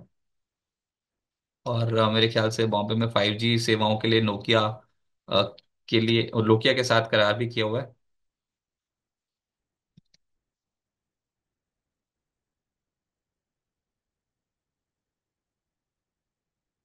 तो वोडाफोन आइडिया यहाँ पर लोअर एंड से खरीदारी होती हुई नजर आई। और दूसरा जो स्टॉक है that is Voltas, Tata communication, Lodha, JSW energy, camps, Poonawalla. ये कुछ ऐसे स्टॉक्स हैं जहां पर आज के सत्र में एक्शन जो है वो तेजी की और ज्यादा बनता हुआ नजर आया। कोई बहुत बड़ा फायरवर्क मार्केट पे नहीं है, क्योंकि ये ट्रेंड कंटिन्यूएशन माना जाएगा बहुत सारे स्टॉक्स में। तो प्लीज और प्लीज लपक के ना खरीदें, थोड़ा सा डिप में खरीदने की कोशिश करें। बहुत ओवरसोल्ड जोन से स्टॉक्स पलट रहे हैं, जैसे कि महिंद्रा लाइफ स्पेस बहुत पिट गया, लोअर एंड से पलटने की कोशिश कर रहा है। आइडिया बहुत पिट गया, लोअर एंड से पलटने की कोशिश कर रहा है। आज बहुत ऐसे ऐसे स्टॉक्स आपको दिखाई देंगे जो निचले स्तरों से पलटते हुए नजर आएंगे। मिसाल के तौर पे एक एग्जांपल बताऊं, तानला प्लेटफॉर्म्स, इतना पिटा है ये स्टॉक। अब ये लास्ट में जाके पिछले कुछ 2 ट्रेडिंग सेशन से उछलने की कोशिश कर रहा है। तो सब ओवरसोल्ड जोन वाले स्टॉक्स चढ़ेंगे। इंडेक्स में derivative data is positive for FIS, cash market का डेटा पॉजिटिव है, लेकिन आज बाजार की उतनी ताकत नहीं है जितनी कल एकदम से फटफट करके भागे थे 350 पॉइंट। आज उतना नहीं, आज स्टेबल इन डिसीजन ऐसे वाली मार्केट रहेगी। सरेंडर तो कतई नहीं करेंगे, नीचे जाएंगे तो फिर से खरीदारी हो सकती है। अच्छा, इस शो में सनी अग्रवाल जी हमारे साथ जुड़े हुए थे। उनका इंटरव्यू हमने रिकॉर्ड किया, लेकिन आपसे आपके जो सवाल हैं वो अगर इस वाले शो में हमने अभी तक नहीं एड्रेस किए, तो प्लीज और प्लीज 1 बजे जरूर जुड़ जाइएगा। 1 बजे आपके तमाम सवाल जो हैं वो एड्रेस करने की कोशिश करेंगे। कुछ सवाल मैं फटाफट से अभी लेने की कोशिश करता हूँ। पहले तो आप सभी का ही बहुत बहुत शुक्रिया अभी तक को सुबह सुबह अपना समय देने के लिए और मार्केट्स पे हमारे साथ बने रहने के लिए। इस समय मार्केट पे डरने घबराने की फिलहाल के लिए जरूरत नहीं है, अनलेस एंड अनटिल कोई रिवर्सल कैंडल बने। अभी तक कुछ ऐसा हो नहीं रहा और निचले से खरीदारी ज्यादा दिखाई देती है। सुप्रीत पाटिल जी, टाटा मोटर्स पे तो मैंने बहुत सवाल पूछे, मेरे को तो पता ही था ये सवाल आने ही वाला है। तो Tata motor, Tata power, PFC, ICIC bank, ये सब स्टॉक्स ठीक लग रहे हैं। एक नहीं लग रहा है, that is first source solutions, जो आप बोल रहे हो वो नहीं लग रहा है अभी। सही, वो इंपॉर्टेंट लेवल्स पे आ जाएगा, फिर वहां से बाय ऑन डिप्स का स्टॉक तो बनता हुआ नजर आएगा। लेकिन टेक्निकली पूछोगे तो ये स्टॉक को छोड़ दीजिए। बाकी जो बाकी के स्टॉक्स हैं, PFC, Tata power, Tata Motors, ये सब स्टॉक्स ठीक हैं। टाटा पावर एक मैं बहुत दिनों से देख रहा हूँ, ये 2-3 दिन हो गए देखते देखते। तो टाटा पावर के कुछ लेवल्स मैं आपको बताता हूँ। वैसे तो आज ही स्टॉक कर गया कमाल। तो टाटा पावर अभी चल रहा है 367। स्टॉक ये लग रहा है सॉलिड। और उसके बाद जो लेवल्स इसके इंपॉर्टेंट हैं वो मैं आपको बताऊं तो आज ही के जो इसने 364 तोड़ दिया ना, एक तो वो बहुत इंपॉर्टेंट, इसका हर्डल है 368। तो 368 के लेवल के ऊपर थोड़ा सा टिक जाए तो ये कूच कर जाएगा। 368 के ऊपर थोड़ा सा अगर टिका ये 1 घंटा भी, तो फिर इसके जो टारगेट है ऊपर खुल जाते हैं, 380 के खुल जाएंगे ऊपर टारगेट। रहना चाहिए डिप्स में, बल्कि ऐड भी करना चाहिए। स्टॉक सॉलिड लग रहा है टाटा पावर। तो इसमें अगर कोई डिप आ जाती है तो खरीदारी कर सकते हैं, नहीं तो हर्डल है 368। 368 के लेवल के ऊपर ही थोड़ा चलने की कोशिश करेगा। फिलहाल बहुत चल भी गया, 340 से लेकर 367 हो गया। तो कोई डिप आए तो खरीदारी कर सकते हैं, थोड़ी पोजीशन यहाँ पर बना लें। पर टारगेट इसका 380 आता है, इस बैंड का अपर मोस्ट पोर्शन। और बाजार की इतनी स्ट्रेंथ तो है कि स्टॉक्स को अपर मोस्ट पोर्शन तक ले जाकर छोड़ सकती हैं। बहुत सारे स्टॉक्स में रेजिस्टेंस लेवल्स तक की चाल बनती हुई नजर आएगी। तो अभी तक तो कोई रेजिस्टेंस है नहीं, एक छोटा रेजिस्टेंस है 368। और अगर कभी खरीदारी का मौका मिले लोअर एंड पे, तो डेफिनेटली आप धीरे धीरे करके पोजीशंस को ऐड कर सकते हैं। क्या पता आज ही पार हो जाए 368। तो उम्मीद करो 368 आज पार हो गया तो 380 के दर्शन कराएगा धीरे धीरे करके, 1-2 दिन, एक हफ्ता अगर आप होल्ड करोगे तो। अच्छा, उसके बाद ये वाले स्टॉक्स तो इतना नहीं देखा, लॉयड एंटरप्राइजेज और लॉयड इंजीनियरिंग, लोहित जी। लेकिन अगर ये इंजीनियरिंग स्पेस का कोई अगर आपके पास स्टॉक है तो फिलहाल तो उसमें ये लॉयड इंजीनियरिंग वर्क्स, देखिए स्टॉक ऑलरेडी बहुत ज्यादा बीटन डाउन है। अभी जहां पर खड़ा है 58 59 यही है रेजिस्टेंस, उसके बाद है 62 का रेजिस्टेंस। तो असली तेजी तो तब बनेगी जब 62 के लेवल के ऊपर निकलेगा। लेकिन मैक्स टारगेट आप 62 का रख सकते हो और 66 का रख सकते हो। ये दो जोन्स में अगर आप पोजीशंस हल्की कर पाओ तो डेफिनेटली कर सकते हो। तो 62 और 66 ये दो लेवल्स होंगे इसके लिए। फिलहाल के लिए मार्केट जिस हिसाब से पहले पीट चुका है स्टॉक्स को, तो इन लेवल्स पे ज्यादा डरे घबराए नहीं। एक बाउंस बैक आ सकता है। और दूसरा लॉयड एंटरप्राइजेस, सेम स्ट्रक्चर, लेकिन 44-45 का हर्डल है। 44-45 के ऊपर जाना फिलहाल के तौर पे तो मुश्किल लग रहा है। अच्छा, बाजार ना बहुत ओवरसोल्ड है, खींचने पे आया तो स्टॉक्स को खींच देगा, लेकिन फिर एग्जिट अपॉर्चुनिटी ढूंढेंगे बहुत सारे ट्रेडर्स। तो इसके लिए 44-45, 46 ये वाले जोन्स पे अगर हल्का होना चाहो तो थोड़ा पोजीशंस को कम कर सकते हो। और मिड कैप्स पे कोई अभी क्लियर कट डायरेक्शन है ही नहीं। एनटीपीसी साहिल शर्मा जी बता दिया, आज अच्छा लग रहा है ये वाला स्टॉक। और ये कोल इंडिया, हाँ ये वाला स्टॉक, भाई साहब क्यों रुकूंगा मैं कोल इंडिया पे इन लेवल्स पे। कोल इंडिया भी एक अच्छा कैंडिडेट होगा मार्केट के लिए। तो कोल इंडिया के कुछ लेवल्स इंपॉर्टेंट है, वो मैं आपको फटाफट से बता देता हूँ। देखिए टाटा पावर धीरे धीरे करके ऊपर आ रहा है, 368 के लेवल के ऊपर। तो एक ये टाटा पावर पे नजर रखी जा सकती है वैसे। अच्छा, कोल इंडिया, कोल इंडिया के जो लेवल्स इंपॉर्टेंट है वो 396 का हर्डल है। 396 इससे आसानी से पार होता नहीं है। 396 के बाद टारगेट इसका 403। तो दो टारगेट है कोल इंडिया के, 396 और 403, ये दो टारगेट्स हैं। तो यहाँ इस इन लेवल्स तक तो इस स्टॉक में स्ट्रेंथ बढ़ सकती है। तो डिप्स में ऐड करने वाला ही स्टॉक है। 396, 403 के टारगेट। टाटा पावर ठीक लग रहा है, एनटीपीसी ठीक लग रहा है, ये दोनों स्टॉक्स। अच्छा, उसके बाद अनीस अहमद जी पूछ रहे हैं कि निफ्टी पे, पहले निफ्टी लगा देते हैं। बोल रहे हैं कि निफ्टी पे ये जो ट्रेंड टूटा है, फरवरी में चैनल टूटा तो है, पर मार्च की कैंडल हरी है और चैनल की निचली रेखा पार करने को बढ़ रहा है। मैं तो आशावादी हूँ। हाँ, तो ये चैनल तो ब्रेकआउट है ही। मतलब अभी आएगा, आया आया नहीं है, आएगा 23,100 के लेवल के ऊपर। और फरवरी वाला तो, हाँ फरवरी वाला तो डेफिनेटली वो चैनल टूट गया है। फरवरी में तो जिस चैनल पे आप काम कर रहे थे उसके ऊपर आ चुके हो। चैनल्स का ही खेल है, रेंज में बाजार जब फंसा रहता है तब तक तो कोई एक्साइटमेंट होती नहीं। जिस इस चैनल को जिस तरफ तोड़ता है उसके तरफ मोमेंटम बन जाता है। लेकिन सब ये कहने सुनने की बातें अच्छी लगती हैं। ये जब जिस दिन बिकवाली आएगी ना, उस दिन कोई रोक भी नहीं पाएगा, बहुत बुरी तरीके से टूटते हैं।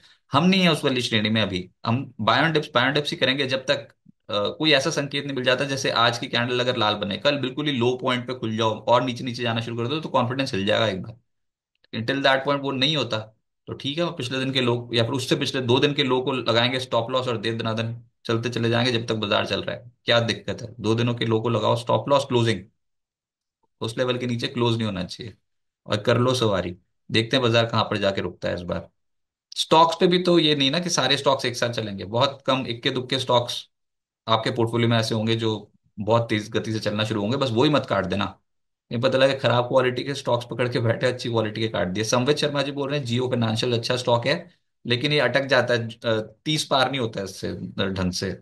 ये जैसे 227 पे है ना, 230 का एक हर्डल है, ये जाता नहीं उसके ऊपर। लेकिन अब बाजार की शक्ति इतनी है, खींच देगा स्टॉक को ऐसा लग रहा है। इसके लेवल्स मैं आपको बता देता हूँ जियो फाइनेंशियल के। अब दौड़ा तो 200 के आसपास से, तो लेवल्स असली तो वहीं तक ही, अगर कभी डिप आए तो आराम से खरीद सकते हैं 215, 210, 220 इस लेवल्स पे। लेकिन अभी जैसे 227, 230 का एक हर्डल है, और इसका टारगेट बनता है 237।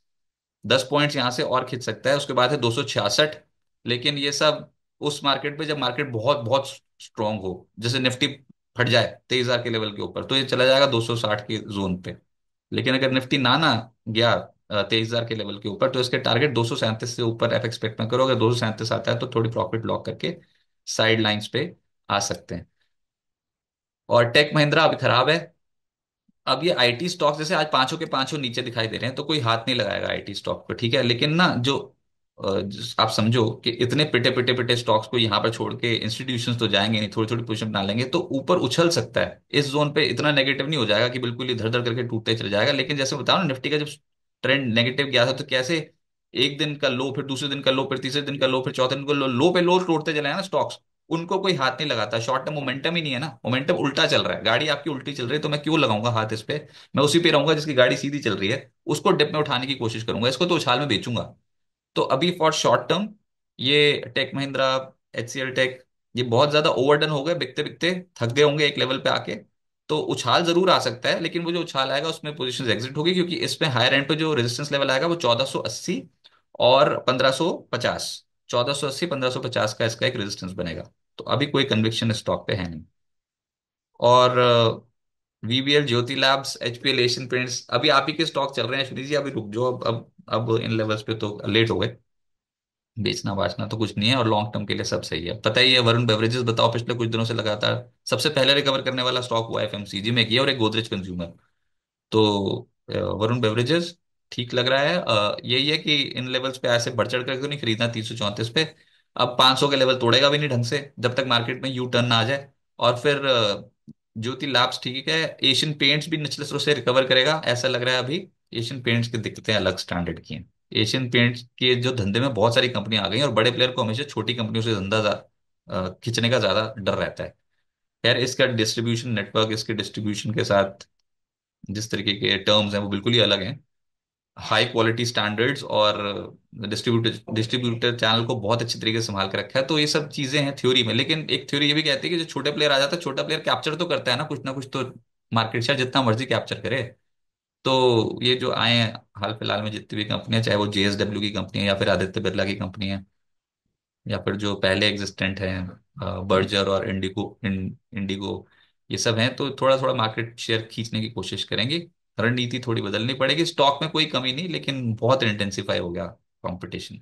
उछलेगा ये स्टॉक, आपको पता ही है कि मैं बोलता हूँ अप्रैल ऑनवर्ड्स एकदम से चलने शुरू हो जाते हैं ये पेंट कंपनियां। मई मई में, जनवरी, मार्च, अप्रैल, मई ऐसे वाले टाइम होता है जब चलना शुरू होता है। तो देखते हैं इस बार भी चलेगा, लेकिन इस बार अगर चला तो 26,000 का, 2600 का रेजिस्टेंस है, 2600। वहां पर एक गैप खड़ा हुआ है बहुत तगड़ा। और ये एचपी एडहेसिव्स, ये जो आपने बोला ये वाला स्टॉक, ये अभी एडहेसिव्स पेंट, यही तो ऐसे सेक्टर है ना जहां पर नहीं आ रही खरीदारी। 61, 67 का रेजिस्टेंस है। बाजार ओवरडन है, वहां खींचेगा तो ये छोटी छोटी कंपनियां भी खिंच जाएंगी। और बाकी के जो स्टॉक्स हैं, आपके सवाल हैं, आप प्लीज और प्लीज 1 बजे दोबारा कनेक्ट होइएगा, अपने सवाल पूछेगा, मार्केट एक्सपर्ट हमारे साथ जुड़ेंगे। बस 3:30 बजे मार्केट का रिकैप होगा, अगले दिन की तैयारी होगी। और बिस्तक पे छोटे छोटे वीडियोस जो हैं वो आपको वीडियो सेक्शन में देखते रहेंगे। आप प्लीज और प्लीज वो तमाम वीडियो जरूर देख लीजिएगा, ताकि कोई भी अपडेट जो है स्टॉक मार्केट से जुड़ा हुआ, आप देश के किसी भी कोने में हो या फिर विदेश में जहां मर्जी हो, आपको बस बिस्तक के यूट्यूब चैनल पे आना है, वीडियो सेक्शन पे जाना है, और वो छोटे वीडियोस जरूर देख लेने हैं। दिन भर में सारी खबरें पता लग जाएंगी। और लाइव में तो हम आपके साथ जुड़ते हैं सुबह, उसके बाद 1 बजे, उसके बाद 3:30 बजे। फिलहाल इस शो से इतना ही। तमाम खबरों और उनके अपडेट्स के लिए आप जुड़े बिस्तक के साथ। नमस्कार।